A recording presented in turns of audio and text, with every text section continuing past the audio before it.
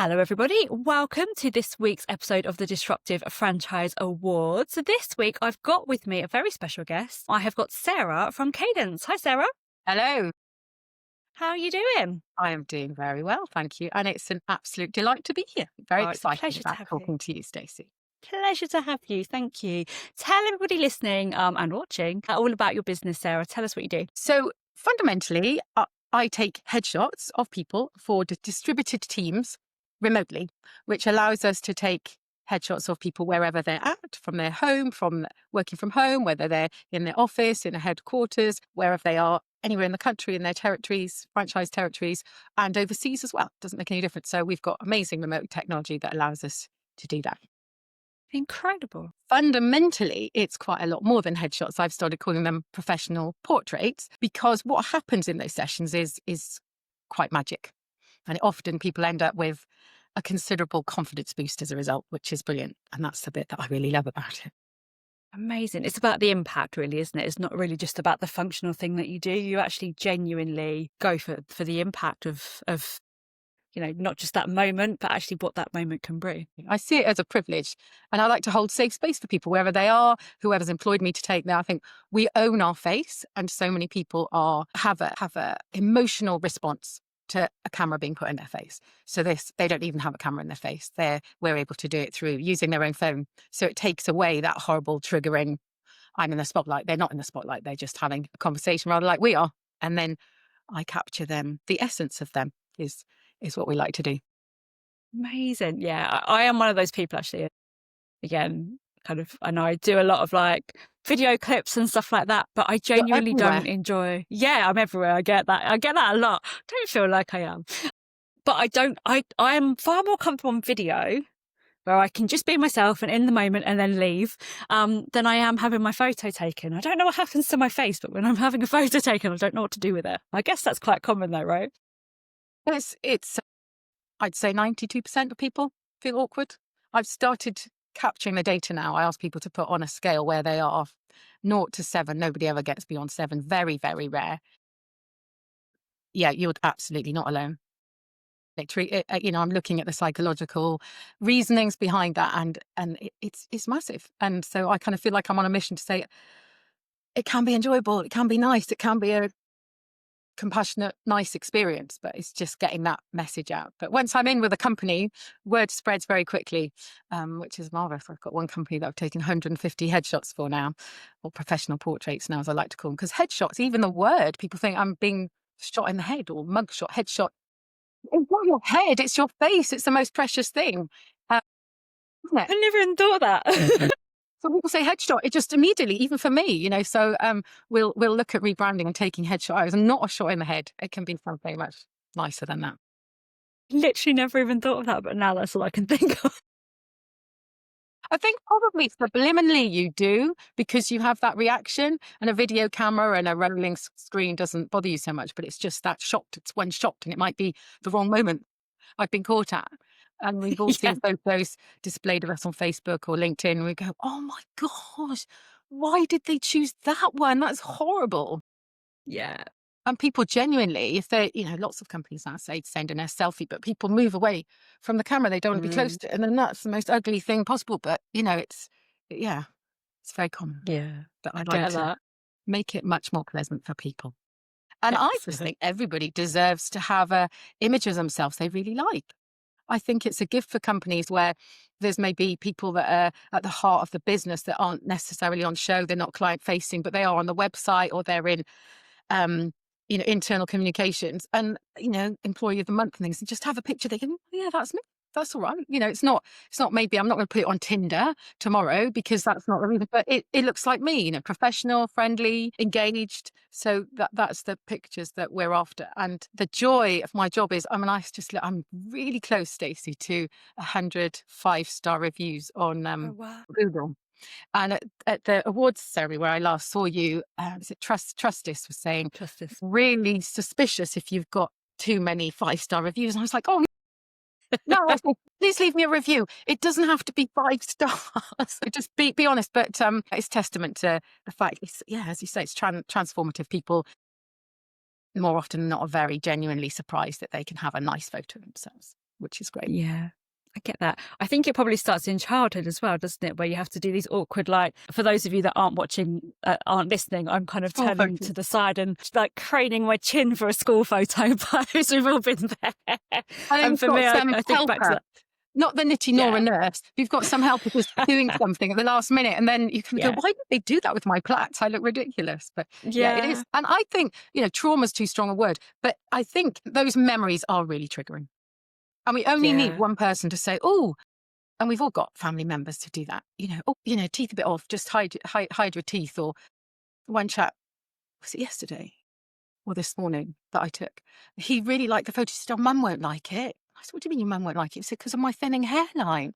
And I said, your mum gave birth to you. She should say you're gorgeous. I said, I can't see it and I'm a professional. But we've got these hang-ups and it's such a shame because the way we look actually is probably the least interesting thing about us, and I'm kind of on a bit of a mission. We say to my daughters particularly, but guys are getting it as well, young lads. Yeah, it's all about how we look, but surely it's how we're showing up, what we've got to offer, the service we provide, the solutions. How brilliant we are at being us, rather than how my chin or nose or grey hair measures up to the next person. So I really try and instill that in people when I'm in the sessions. It's just say your grandkids love you, or you don't try and be anything else. So what if your nose is a bit wider than what you think is the right? It's just not such a tragic waste of our thought and energy, thought process and time. And just we could, if we stop criticizing ourselves. So I'm there to be cheerleader, encourager, enthusiast, and there's always something nice to say about people. And it's very often, I'll tell people about their jobs, what they're doing at the weekend, what they're eating, how interesting something is that I've heard about them, rather than focusing on what they look like. And then it disarms people and they can go, right, I'm just showing up as me. It's not the lips and the nose and the but we're all before I met with you, I was like, oh, I'll go and brush my hair again. Want to look nice. But then beyond that, I can brush my hair. But beyond that, this is me. I'm never going to be, a 6'2" ultra slim model. And nor would I want to be, honestly, because I've kind of come to terms with the fact I'm me now, and this is who I am. Yeah, exactly that. And I think also what I always have to try to remember is that people see me all day, every day. I just don't see myself, or I don't see, from that kind of third person. And so actually that picture that I'm seeing and going, oh dear, like people see me like that, and that's normal for everybody else because that's how they see me all day long. Stacey, uniquely, wonderfully you. Yeah, sometimes. Always. Sometimes. Take it from me. Oh, absolutely. Tell me a little bit about the innovation behind what you do, because of course, when we think about photography and headshots or personal portraits, we kind of think about, whether we're on stage or in a setting or in a studio and somebody's got a camera, but it's a very physical interaction, isn't it? But actually, because what you do is remote, I'm guessing there's quite a lot of innovation behind that. Yeah, absolutely. I mean, for a start, there's no camera involved. We use an app that allows us to link up to individuals' mobile phones. So they are looking at something that's familiar with them. And if they've taken a selfie or they've been on a video call with their friends or they're making calls, they're used to that. It's not something that's scary. I do show my face now. So at the beginning, I'll say, this is me. This is what I'm doing. I'm not a bot. And they'll see, hopefully that I'm a friendly person. I said, there's absolutely no judgment. Often your company have asked you to do this. Well done and thank you. How are you feeling? It's not, whereas in the old days, or still happens, people have, companies have, because it's most efficient financially and to get everyone together, have everybody lined up at an all hands conference. So there's a big line, everybody's got, minute, 2 minutes, and has to sit there, somebody else behind them going, oh, hair looks nice, had that done today, or, nice top, don't often see that. And that all, again, that nervousness and things. But then there's always somebody that's hiding in the loo. There's somebody who's off on maternity. Somebody wasn't well. Never got the full complement of your team. It just doesn't happen. And then somebody leaves and somebody joins and you're never up to date. Whereas this makes having everybody so easy and so accessible. If people are in a wheelchair, disabled, can't get to the office, can't travel, they're an outlying person in Canada, a company that I just took recently, a security company, their MD was in Canada. It's no problem. He was photographed on the same day, same turnaround, no downtime for the business. Lots, not herding cats thing that we have to do. Everybody gets their own slot that suits them in their diary. And then when Yeah. somebody joins, they can just fit in with the same on brand, cohesive look and feel. Yeah, that makes sense. I have to ask you about AI as well, because unless you've fallen off of a truck into the desert, you can't escape this kind of deluge of AI, upload your photo, will make you look in all these different settings. So me and my other half were playing with this on ChatGPT a couple of days ago. He wanted to create a flyer for an event that he's doing, and he put his picture in. But although he put his picture in, the AI modified it. He didn't ask it to, it modified it. And he's like, well, no, actually, now you've made me look too old, make me look younger. And it was incredible what it was doing, but it wasn't him. How do you feel about all this? I am embracing AI for so much, Stacey. I'm sure you are. I mean, it's just allowing us to be so efficient. I have a neuroatypical brain, so very creative. I see everything. I'm not so great with lots of tasks that need repeating. I do have a model and a method, and I like to work with processes. I have to, but AI has made so much difference. Just using it, embracing it. But I think, and I've seen it. People that I know and love have got AI headshots of themselves. I think, oh, they look stunning. That's brilliant. But I know that it's AI. But more importantly, and I might not. The reality is not. But I think the most human thing that we can hold on to in this AI manic, incredible thing is our face. So Yeah. I strongly believe that it's really important that we show the authentic us, because if I put, if it's a cartoon photo or it's that's different. But if I show you a computer generated best version of myself, I know I'm not showing you me. And when you look at, I just think there's that disconnect. I think the last thing is us as being human. And if we can't be in the room with somebody, then can we just show our actual real face? So that's what I still hold on to. And it's coming for us. It will come for us. And, we'll be able to have videos. It's huge, isn't it? So we'll have video produced, AI produced videos of us. But I just think, really hoping that we'll all want to hold on to that uniquely humane humanity, real. And I think for me, the last thing is the eyes. The essence is in the eyes. So when I say to people, I don't ever say anymore, smile for me. I try and cause them to smile by something that I say to do. But it's not the smile in the mouth. So people think that a smile is not, it's in the eyes. And so I sometimes have 30 pictures that I've taken of a session with people. And I just spot the one where there's just that twinkle. There's that I'm human, you're human essence, emotion thing, which I don't. I think that's what I hate so much about my own photo being taken, is that I know what I look like. I'm fine with what I look like. But when I smile, I feel like my eyes and my mouth do weird things. It's really strange. But you're right. What I should just close slightly. And for me, as a photographer who is looking for the essence of you and for you to come across, Stacey, as you do, if you've got one where your eyes are like you are when you look in the mirror, and don't get me on mirrors. Ooh. What's that? We never do that for anyone else, would we? We just wouldn't. And yet we do it to ourselves every single day. It's like, well, that's looking a bit, I've got this is true. Whereas you would never go up to your best friend, you wouldn't even do it to people you didn't like. So why do we speak that over ourselves? What are we putting in terms of negativity? Every time we look at ourselves, we're looking critically. And it is a human thing. We're wired to do that, but we can unwire ourselves, can't we? There's amazing neuroplasticity in our brains if we just say, no, I'm going to look at myself like I'd look at my best friend. Yeah, looking a bit tired, but that's all right. You're doing well. I love how much better the compassion, like that. Self-compassion. The role modeling that we do for our children and people around us. I'm on a mission. If people criticize themselves, I'm not. No, stop it in my sessions. No, that's banned.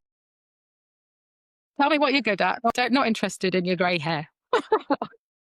There's more important things, isn't there, for us to obsess about?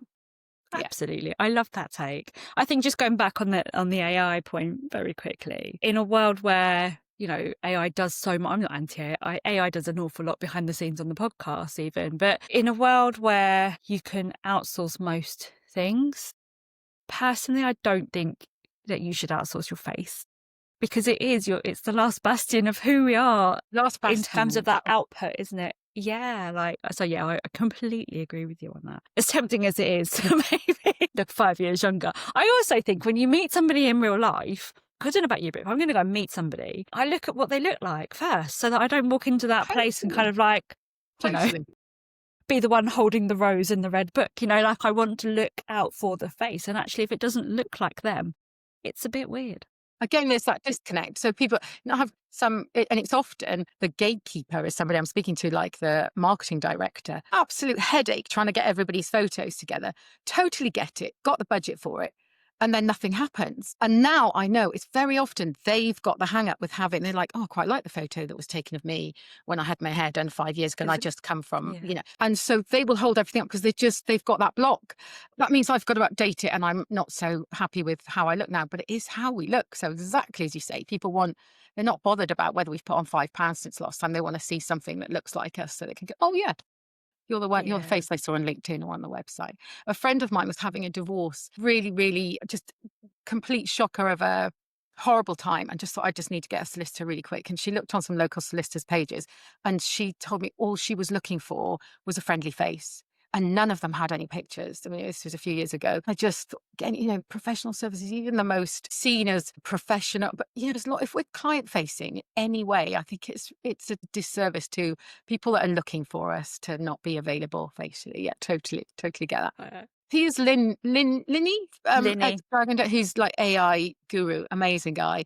He was at the BFA conference last week, and he spoke on AI it's like at the moment it's in the dial-up internet phase. Every day it's massively improving itself. But he just said if we the human bit still is the low velocity, high value stuff, and I think photographing people and giving them confidence and making them want to show up for their company, whether it's in a photograph or it's on the stage, or that piece is still low velocity and high and low volume and very high value.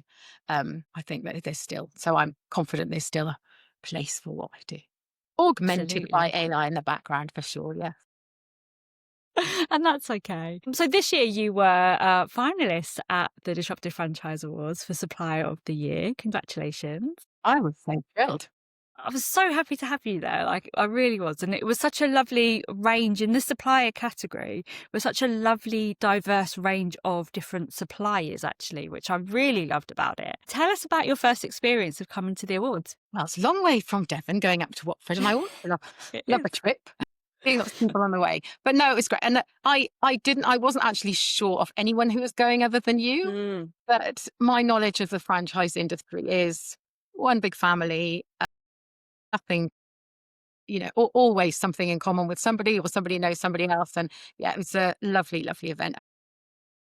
So I went for VIP breakfast beforehand to get to know a few people, and I sat with the gorgeous Amrit from Wallfinch. She's always such a gentleman, and sat there front and centre in front. And Helen Wilson then came, who's a client. I've taken her photograph. She came on the stage, and she's marvellous, and a big thrill for me. She's got a massive, great picture that she'd had taken with me remotely, and it just looked fantastic as she and showed all her energy. So, and she gave me a shout out at the beginning. So I was like, right, I'm meant to be here.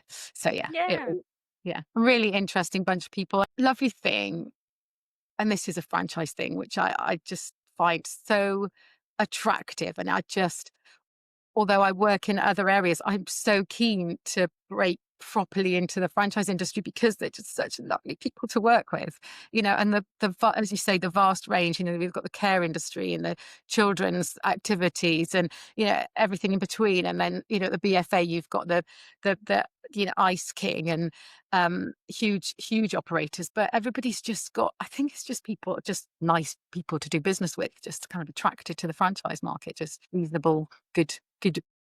Yeah, we had a few people there this year that just came and didn't know anybody. Like yourself, they really didn't have a clue, from one person to the next. And it, like you say, it's a recurring theme on the podcast. We have people come on and talk about the franchise industry, and everyone says the same thing. It's so welcoming. It's so lovely. My theory on this is because everybody in franchising, or certainly the sectors that I kind of sit across in franchising, we all want a bigger impact for the greater good. We're all doing whatever it is in our franchise to bring a better impact in our small corner of the world. I think that, as gushy as that sounds, I think it's quite important in terms of that. We don't have a common goal in terms of the businesses, and some of them are competitive even, but we have a common purpose, which is what I love about it. Yeah. And I just see that through and through in all the breakout sessions in conferences and all the events across the board, the in-between conversations, everybody's just looking at best practice. How can we do better? Don't seem to be protective over sharing, discoveries and observations and ways to improve. Yeah, it's really good. It's really fun. Yeah, it's a nice place to be. I certainly had a few moments at the awards where I kind of just looked across the room, knowing that there were people there that had come with literally, I genuinely love to go to events on my own. I really enjoy it. I find that's when I go and talk to the most people and really kind of integrate and throw myself in. But some lovely moments looking out at the room as everyone were doing activities or chatting or on a breakout, and just had this really just lovely, warm, there's proper bonding going on here. That feeling was nice. It must be. And you did well. It was an amazing event. Thank you. Do it again next year. Yay! Which we're already working on. It takes a lot of which is cool. Yeah. Sarah, I've loved chatting to you. If I could wave a magic wand and take away fear of failure, what's the one thing you'd do? That's a really great question. I would love to scale the transformative side of what I do. It's beyond headshots. Yes, we've talked about faces and for companies showing a cohesive brand and their whole team and celebrate. But I think there's something really deep about accepting ourselves and for companies having a responsibility to celebrate the faces of all their team. But yeah, the transformative bit that is enabled in one-to-one sessions. I think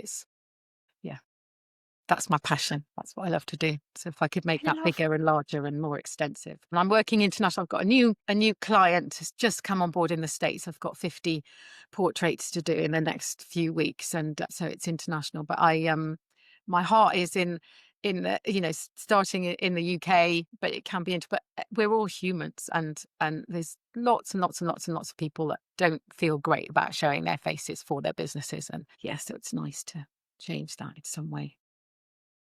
Person by person, half an hour by half an hour.